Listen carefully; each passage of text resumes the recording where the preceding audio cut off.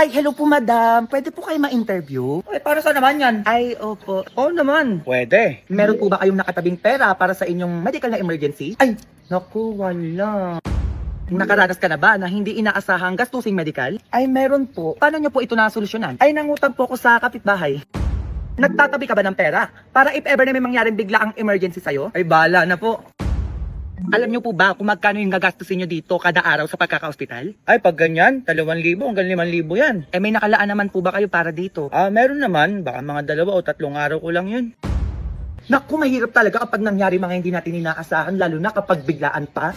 Ikaw bilang palagi nagpapaload, para na rin sa safety mo, alam mo ba na pwede ka magkaroon ng pay insurance pag nagpaload ka sa GCash? Walang fees, walang auto-renewal, talagang free siya. Sa buy load free insurance, pwede kang makakuha ng up to 2,500 sweldo assistance in case of hospital confinement, up to 30,000 accident death coverage, and 10,000 coverage for disablement. Ganito lang po mag-avail. Siyempre, punta lang po tayo sa GCash. Step 1, buy load. Ilagay nyo lang po yung number nyo. Applicable lang po siya kapag nagpapaload ka para sa sarili mo. Step 2, choose a load promo. Step 3, bago nyo i-next, pindutin. Itik nyo lang ang get free health insurance. Step 4, successfully mo na pong na-claim yung free buy load insurance mo sa GCash.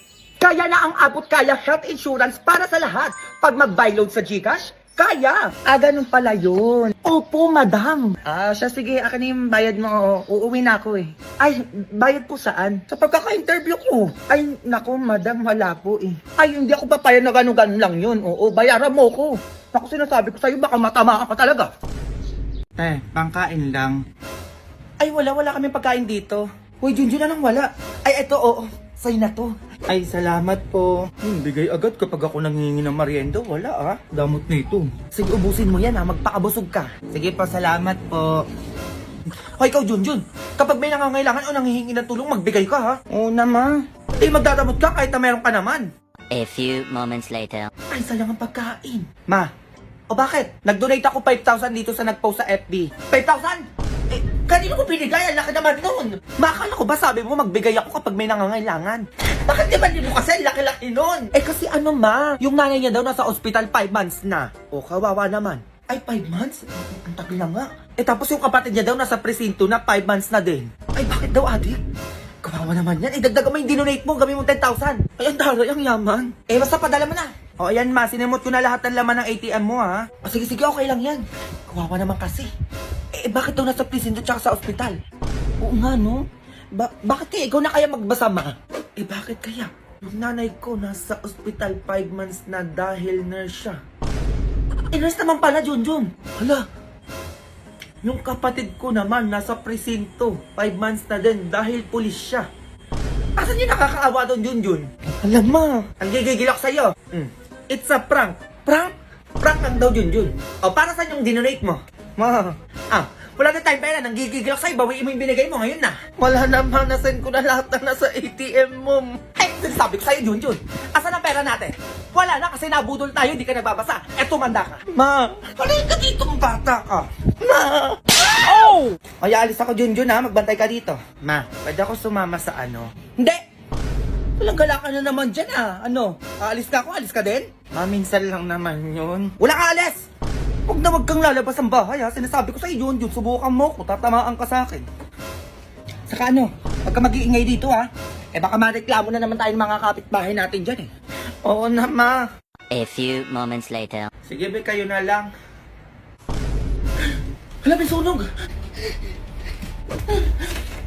Huwag kang lalabas ng bahay ha. Sinasabi ko sa'yo, Junjun, subukan mo ko. Tatamaan ka sa akin. May sunog na Kuya, huwag ka mag-iingay dito ha. Baka mareklamo na naman tayong mga kapitbahay natin dyan Ma, sunog. Natatapit naman? Ano sabi ko sa'yo kanina? Ma, Hindi nga sabi! Subukan mo lumabas ng bahay ha. Huwag mo kong iyakan dyan. Tulong. Tulong po. Aray ko po, nasusunog na po ako. Tulong po mga kapitbahay. Aray. Nak! Ma, may pupunta dito maniningil ng utang. Anong gagawin ko, ma? Basta alam mo na yun. Sabi mo wala ako dito. O sige, sabihin ko ano man, nagbakasyon ka. Ayan, tama yan. Sabi mo next week pa ako makakauwi Sige ma, next week. Puro ka ganyan-ganyan, baka mamaya tatanga-tanga ka na naman dyan ha. Ikaw babae ko talaga sa utang ko dun.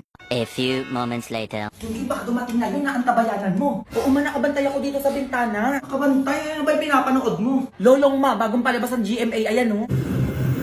Ay, mukhang maganda yan ha. Sabi yung babaeng to, may utang pa yun eh. Mars!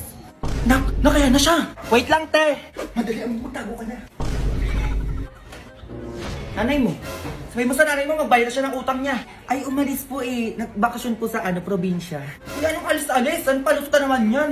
Ay, hindi po ako nagpapalusot oh. Sumakit man po yung tiyan ng nanay ko. Ay, ganyan eh. Basta sabihin sa nanay mo, pag uwi niya, magbayad siya ng utang niya. Sige po, sabihin ko po. Mars, kayo usapan yan ha. Ay, kailan pala balik yung nanay mo? Ay, opo, hindi niya nasabi yan. Wait lang po, tanong ko ha. Ma, ilan daw balik po sa next week? Ba't ka nagtanong? Ay, mga nakalimutan ko. Sabi ko na nga ba, nagkatago-tago ka lang dyan eh. Lumabas ka dyan, magbayad ka ng utang mo ngayon na. O na, nandito na ako, manahimik ka dyan. Kunin mo tong anak ko, yung iyo na yan. Wala namang ginagawa yan dito sa bahay namin. Kundi kumain, matulog lang. Uy, ma. Tatanga-tanga ka, diba? O, sumama ka dun. Oy, sure ka yung anak mo ibabayad mo, ha? Oy, sumama ka na, halika na, magugas ka sa bahay 1 taon. Uy, ma, nakalimutan ko nga, ma eh. Oy, bayad na ako, ha? Ay, wag ka na umiyak-iyak pa dyan. Sumama ka na dito. Eto na.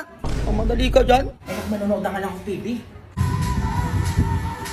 Ay, ayun ang gusto kong palabas ang palan.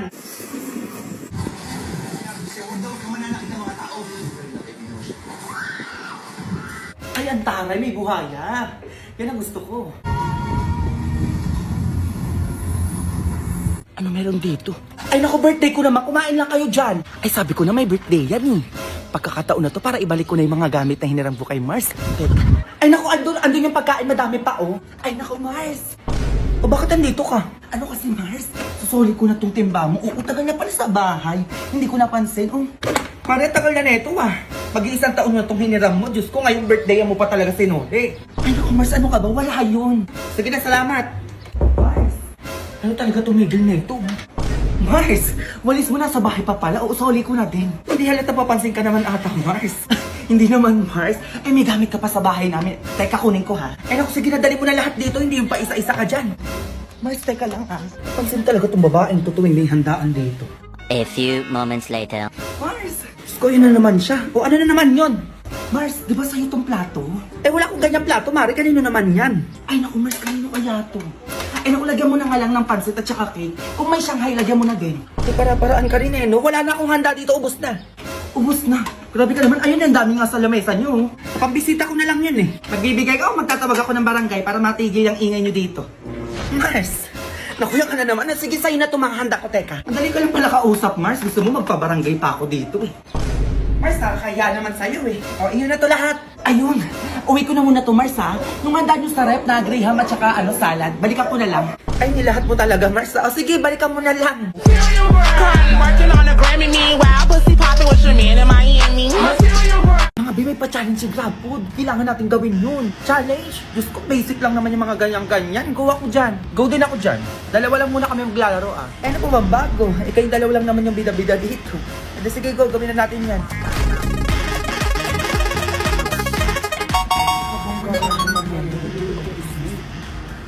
Ano natin gagawin yun? Ay! Birthday pala ni Boss ngayon! Ay, totoo ba ngayon? Oo, Bill, kaya bumili ka na ng cake para lumakas-lakas ka naman kay Boss. Pagkilit pa kayo dyan. Sige, mag-order ako ng GrabFood.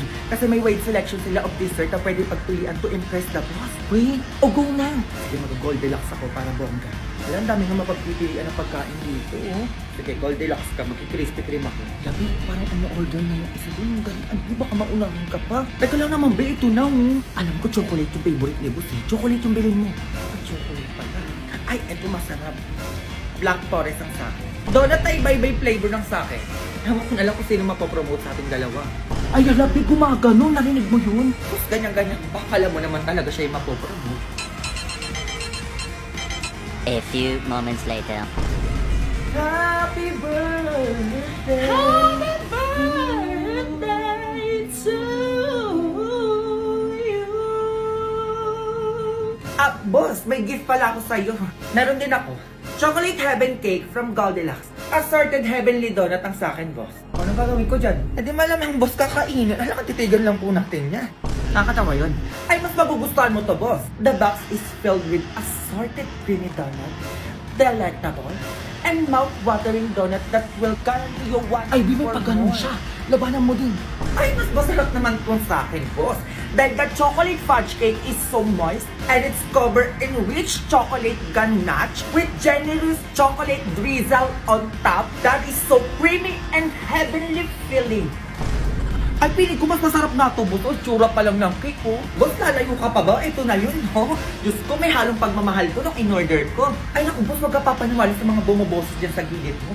Ay, alam ko, mas magugustuhan mo tong sa akin dahil alam kong favorite ko yung chocolate, yung mga sweets. Ay, kaya naman binilang ko sa'yo is donut. Agaganyanan pa kayo sa harap ko. Ha, birthday na birthday ko. Ay, paganyan-ganyan pa kayo, eh, wala naman sa inyo ipopromote ko. Ay, hindi ba ako? Ay, sino pala yung ipopromote mo? Eh, naku, wag yun ang tanungin pa. Akin na yung mga ano nyo. Ayan, para makain na. Ay, ba yun? Akala ko isa sa atin yung mapopromote. May airport pa tayo. Ayan, ha? Tara, ikain na lang natin to, be. Okay, nagpa-donut na, MK. Kain na. Uy, ano bang hinihintay nyo? Dare to hashtag love for it with your office rivals and besties. Sabi ka naman. Go!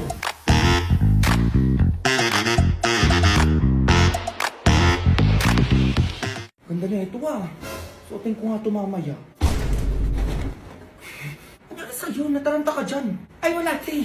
Ano, tinitignan ko lang yung outfit ko kung bagay ba sa akin. Tinitignan, may hawak sa likod mo, uy. Ano yan? Damit ko na naman yan, no? Wala, te. Ano naman yun? Ay, hindi mo talaga sasabihin? Bayang mo, naman ito. Oo, damit mo to. Irabin ko lang sana mamaya. Ayan, no, tigilan mo ako, Mirabel. Susuotin ko yan mamaya. Ano ba yung minsan lamang hirap ng damit sa'yo? Pag ito, pinapahirap kita ng damit ko dyan.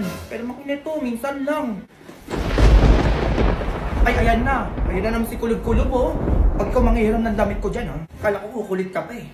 Please, guys. Please, guys. Ay, kayong dalawa, kakain na ano. Ang daming hugasin dun. Sino maghugas dun? O, ano pa hinihintay mo, Mirabel? Maghugas ka na daw dun. Huy, ako na naman. Ay, magumaga na, no? Utusan mo nga yan. Ay, may gala yan mamaya. Siya na paghugasin mo. Aalis, oh. Ayan, diyan kayo magaling. Oh, may 50 sa akin na magugas doon. 50? Ay, ako na yan, ma. Ay, ako na lang, ma. Mas magaling ako magugas dyan. O, ngayon, nag-uuna kayong dalawa. Umilis kayo dyan. Dalian nyo. Wag nyo akong inaano-ano. Ayan. Hello, be. Nasa na kayo? Dito ako sa labas niya, boy. Gago, nahiya ako pumasok. Hiya ka pa, be. Tanga. Hindi bagay sa'yo. Pumasok ka na. I go. Inabi, baka may pagkain kayo dyan. Pakain naman. Gugutom na ako. Baka may pagkain dito, be. Yan ka na naman. O, laptop, be. Mga be, may dala akong pagkain natin. Ano yung dala mo? Pansit Canton, be, oh. Tarini bakla, isang balot. Para pagkain lang yung ambag mo, be. Parang wala kang itutulong dyan, ha? Ay, ano yan, be? Arte ka pa. Walang pansit kanto na yan. Ay, hirap naman na ito. Paano ba gagawin dito, mga be? Ano na naman, saan yan? Sino kasama mo dyan? Tsaka naman ang ID nito. Ay, ano yun, mga be? Pumunta na kayo dito para magpahin, ha? Hoy, be, bukas sa pasahan na ito. Gumawa na tayo. Para kayong mga buo dyan. Oo nga pala. Ay, bukas na pala yan, oo. Ano ba yan? Ito, be, paano ba to? Alin dyan? Ay, ayan. O, be, paano daw to? Ay, hindi ko gets yan. Ay, ako din, be, di ko alam yan. O, ito, be, baka alam mo. O, be, baka alam nyo daw yun. Ay, naturo ba yan? Ay, absent ako niyan nung tinuro yan. Ay, ano yan, mga be? Pare-pare tayong walang alam. Ay, paano natin gagawin yan? Ay, oo, inabakla. O, anong gagawin namin, be? Hindi nga namin alam yan. Kuya, ngo. Ay, alam ko na yung gagawin natin, be. A few moments later. Hindi ako nare-reply ng jowa ko.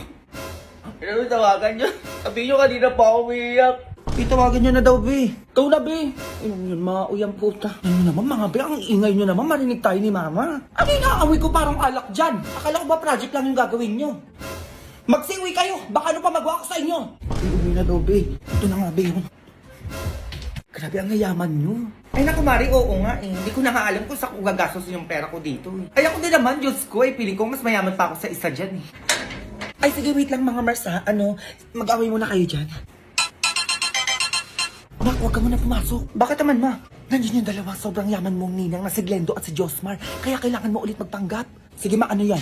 Hello, napasok mo na ba sa bangko ko yung 50 million? Kasi pang giveaway ko lang naman yun eh. Hello, pasukan nyo ako ng 60 million sa ATM ko ngayon na. Ipang giveaway din natin yun. O, alam mo na yung gagawin ha? O sige ma, kaya ko yun. Sige na, lumabas ka na.